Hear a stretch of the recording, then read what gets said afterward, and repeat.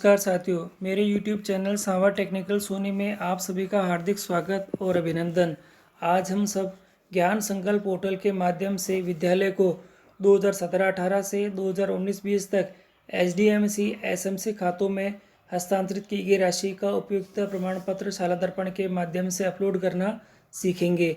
आप थोड़ा ध्यान दीजिएगा यहाँ पे कि ये जो आदेश आया हुआ है वह आदेश 23 अक्टूबर 2020 का है और लगातार हमारे पास रिमाइंडर्स मिल रहे हैं कि इसकी यूसी किस प्रकार से अपलोड अपन को करनी है। और जो राजस्थान स्कूल शिक्षा परिषद ने उसने भी आपकी सुविधा के लिए एक डिजिटल और पीडीएफ में एक फ़ाइल बनाकर भेजी हुई है, परंतु काफ़ी लोगों के मेरे पास फ़ोन और कॉल्स आ रहे थे और मैसेजेस आ रहे थे और ये पूछ रहे थे कि इसका स्टेप बाय स्टेप आप हमें समझाइए कि किस प्रकार से कार्य करना है। तो यह काम मैं आपके सामने कर रहा हूँ, तो कृपया आप ध्यान से देखिएगा और इस वीडियो को अंत तक ज़रूर देखिएगा, तो आपको सभी समझ में आ जाएगा कि यूसी किस प्रकार से अपलोड करनी है। और किसी भी चीज़ को मिस मत करिएगा, नहीं तो गलती होने की पूरी चांसेस है। इसमें सबसे ध्यान देने वाली बात यह है कि आपको सबसे पहले वर्ष 2017-18 की यूसी ही अपलोड करनी होगी और वही कम कर सकते हैं हम। इसके अलावा सीधे ही 2018-19 या 19-20 की यूसी अपलोड नहीं कर सकते या उसकी एंट्री नहीं कर सकते।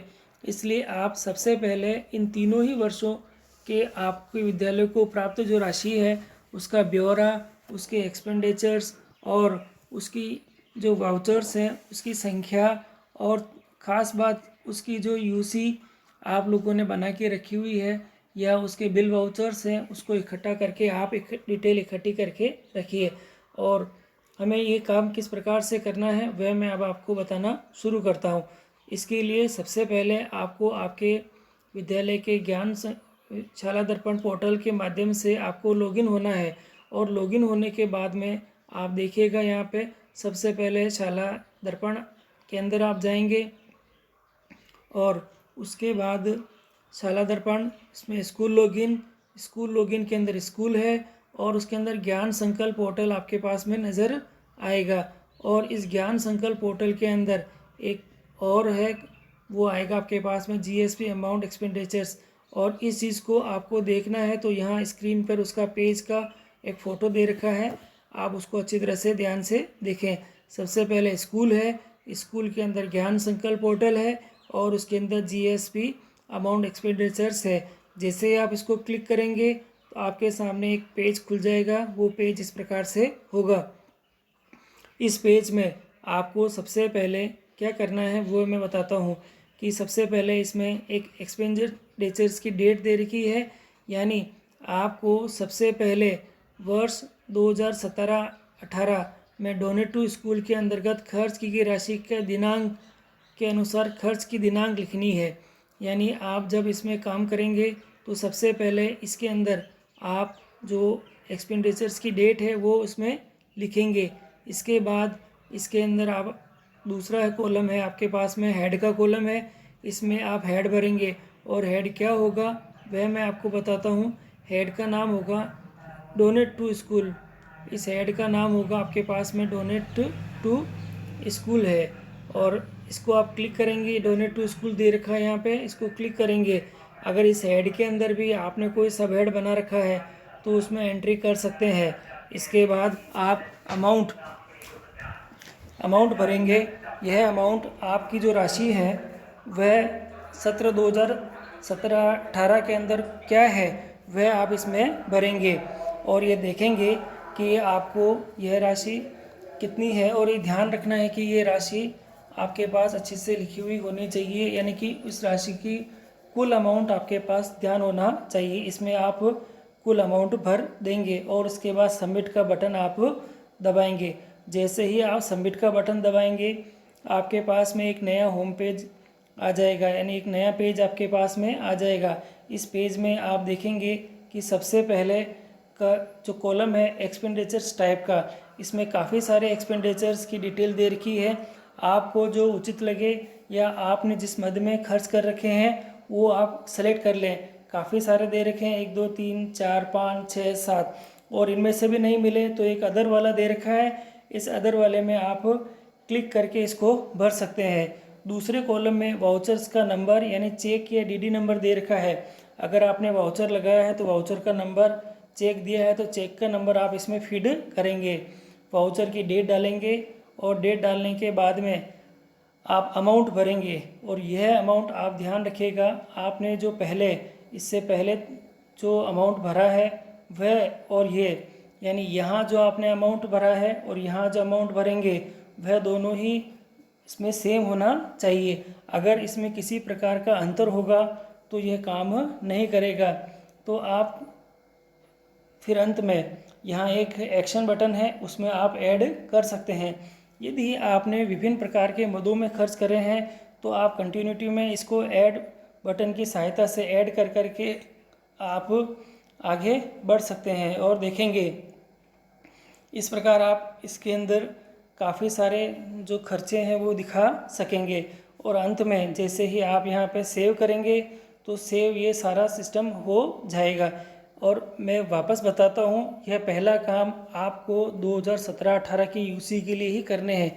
यदि आपके विद्यालय में 2017-18 की यूसी के अंदर कोई अमाउंट नहीं मिला है यानी प्राप्त राशि शून्य है तो आपको यहाँ शून्य ही लिखना है। यानी यहाँ जो अमाउंट है वहाँ शून्य लिखकर ही आपको ये सेव करना है। यानी पूरी प्रक्रिया ₹0 के लिए ही करनी है। आप बिना शून्य के आप आगे के वर्षों की यूसी आप जारी नहीं करवा सकते। और यह यूसी जारी होने के बाद ही और ब्लॉक ऑफिस से वेरीफाई होने के बाद ही आपको आगे के क्रम यानी 2018-19 और 19-20 के कार्य करने की मंजूरी मिलेगी। हाँ, अब वापस आ जाते हैं हम यहाँ कि आपने यहाँ पे सेव कर चुके हैं आप लोग। यहाँ सेव हो चुका है और सेव 2017-18 के लिए है। अब इसके बाद वापस आपको सेव करने के बाद में एक ख़ास बात और आपको बता देता हूँ यहाँ कि जो 2017-18 में डोनेट टू स्कूल के अंतर्गत किए गए व्यय का इंद्राज के बाद यूसी बनाने, डाउनलोड कर उसको अपलोड करें। और अपलोड करने के पहले आप अच्छे से देख लें और उसको चेक कर लें। चेक करके आप लोग क्या करें, उसका हस्ताक्षर कर अपलोड करने की प्रक्रिया संचालित करेंगे। यानी आपके पास जो भी कुछ हो चुका है यानी जो बिल वाउचर्स हैं आप अच्छे से उसको चेक कर लें और हस्ताक्षर कर अपलोड करने की प्रक्रिया के लिए तैयार रहें। अपलोड करने की प्रक्रिया में आप लोगों के पास वापस क्या होगा कि लॉगिन करने पड़ेगी आपको शाला दर्पण स्कूल लॉगिन के अंदर ज्ञान संकल्प और जीएसपी अमाउंट और यूसी जनरेट इसको करनी पड़ेगी। यहाँ यूसी जनरेट के अंदर आप आ जाओगे तो यूसी जनरेट करने के अंदर आपके पास जो पेज खुलेगा वो कुछ इस प्रकार से होगा। सबसे पहले ईयर है और ईयर के अंदर आप देखेंगे कि जो सबसे पहला जो ईयर है वो 2017-18 ही है। अब आपके क्वार्टर है, आपने कितने क्वार्टर्स के अंदर ये पैसा स्टेप बाय स्टेप खर्च करा है तो क्वार्टर भर सकते हैं। अगर आपने नहीं करा है तो क्वार्टर के कॉलम में ऑल क्वार्टर सेलेक्ट कर सकते हैं आप लोग, ठीक है। इसके बाद आप आगे के कार्य के लिए यहाँ व्यू और प्रिंट ये देखिएगा आप लोग। यहाँ जैसे ही ऑल क्वार्टर सेलेक्ट करेंगे हम लोग और फिर गो बटन को दबाएंगे और जैसे ही हम लोग गो बटन को दबाएंगे तो गो बटन के दबाने के तुरंत बाद हमारे पास में एक इस प्रकार का स्क्रीन आ जाएगी। यानी कि गो बटन के नीचे ही आप देखेंगे कि यहाँ हमारे पास इस तरह से जनरेट होके लाइन आ जाएगी, सीरियल नंबर आ जाएगा, क्वार्टर आ जाएगा, generate UC, view and print आ जाएगा। अपलोड डेट है क्या यूसी, अपलोड यूसी है, व्यू देख सकते हैं हम उसको और स्टेटस है आपको अपलोड करने के लिए। यहाँ देखिएगा आप सबसे पहले व्यू एंड प्रिंट है आपके पास में, तो आपको क्या करना है इस व्यू और प्रिंट को क्लिक करना है ना। व्यू और प्रिंट बटन के माध्यम से वित्तीय वर्ष की यूसी जनरेट कर प्रिंट करें। और उसके बाद जो बिंदु संख्या, अब आगे जो काम है वो देखिएगा। यूसी प्रारूप आपके पास में कुछ ऐसा नज़र आएगा। यहाँ जो लिखा हुआ है Rajasthan council of school education ज्ञान संकल्प पोर्टल, यूसी दे रखी है 2017 और 2017-18 की दे रखी है। इसके अंदर वो सारी एंट्रीज आ जाएगी। जैसे यहाँ दे रखी है पर्टिकुलर दे रखा डोनेट टू स्कूल है और आपके पास में ओपनिंग बैलेंस दे रखा है 0 है। चारों क्वार्टर्स के अंदर जो कितने रुपए अपन को प्राप्त हुए हैं वो, जैसे कि यहाँ इस नमूने की यूसी के अंदर पहले क्वार्टर में 100 रुपये प्राप्त हुए हैं और अगले में आपकी जो तीनों क्वार्टर में उसमें प्राप्त नहीं हुए हैं, और जो टोटल अमाउंट है वो 100 रुपये है। और नेट बैलेंस भी आपके पास में यहाँ दिखाई दे रखा है। हेड दे रखा है, क्वार्टर 1 2 3 4 दे रखा है, और टोटल इसमें दे रखा है आपके पास में बैलेंस में 100 रुपये आपके पास में यहाँ है। यहाँ सिग्नेचर ऑफ द प्रिंसिपल, यहाँ आपके पास में आपको इसको अच्छे से चेक करनी है। ये जो दे रखा है यहाँ signature of the principle of HM के जो साइन है, इस UC के प्रिंट के अंदर आप साइन और सील लगा दें, अच्छे से इसको जांच पड़ताल करके देखें। इसके बाद संस्था प्रधान द्वारा रिकॉर्ड की जांच करेंगे, और जांच करने के बाद में आपको क्या करना है, थोड़ा ध्यान से देखिएगा। यहाँ संस्था प्रधान रिकॉर्ड से जांच कर क्रमांक व दिनांक लिखकर हस्ताक्षर करें, और अपने जो DDO की सील लगाकर, यहाँ DDO जो भी आपके विद्यालय का DDO है उससे DDO की सील लगाकर PDF फाइल बना के रखें। इतना काम आपको करना है। और इतना काम करने के बाद में यहाँ जो UC अपलोड का सेक्शन दे रखा है, ये UC अपलोड के सेक्शन में उस PDF फाइल को आप क्या करेंगे, अपलोड करेंगे। अपलोड करने के तुरंत बाद जैसे ही आप अपलोड करेंगे, आपके पास में एक मैसेज आएगा, ऊपर लिखा हुआ आ जाएगा success, UC has been uploaded successfully, इस तरह का मैसेज है, वो आपके पास में स्क्रीन पर आ जाएगा, यानी आपकी UC अपलोड हो चुकी है। और स्क्रीन पे भी आपको इस तरह से दिखाई देने लग जाएगा, यानी आपके जो UC का है उसमें सबसे पहले सीरियल नंबर है, आप देखेंगे इसमें सीरियल नंबर है, क्वार्टर है, और आपकी जो जनरेट UC दे रखी है, और अपलोड की डेट दे रखी है। ये जो अपलोड की डेट है ना, जिस दिन आप अपलोड करेंगे उसकी अपलोड की डेट आ जाएगी।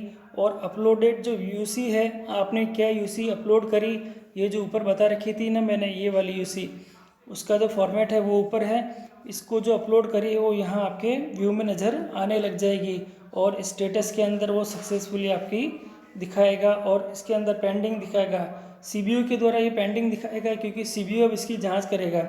अब आपको क्या करना है, इसके बाद जो इतना काम करने के बाद संस्था प्रधान उपरोक्त प्रक्रिया पूर्ण करके जो आपके पास UC होगी उसकी हार्ड कॉपी, यहाँ आपकी जो UC है, UC की जो हार्ड कॉपी आपको संबंधित ब्लॉक कार्यालय में आपको भेजनी है, और ब्लॉक कार्यालय UC की ऑनलाइन डाटा की जांच करेंगे। यहाँ तक का काम हमारे विद्यालयों का है।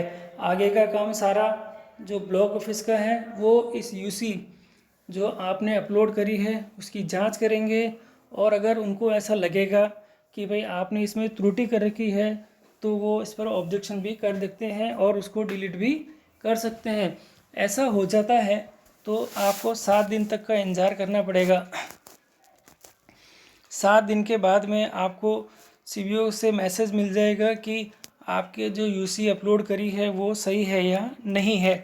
अगर वो UC गलत हो जाती है तो यह सारी प्रक्रिया आपको वापस करनी पड़ेगी। अब आप ध्यान दीजिएगा कि जो आपने UC अपलोड करी है वो अभी केवल 1 वर्ष की ही है, और यह UC अगर CBO कार्यालय द्वारा अगर ओके हो जाती है तो ही आप अगले सत्र की UC के कार्य कर सकेंगे, अन्यथा नहीं कर सकेंगे।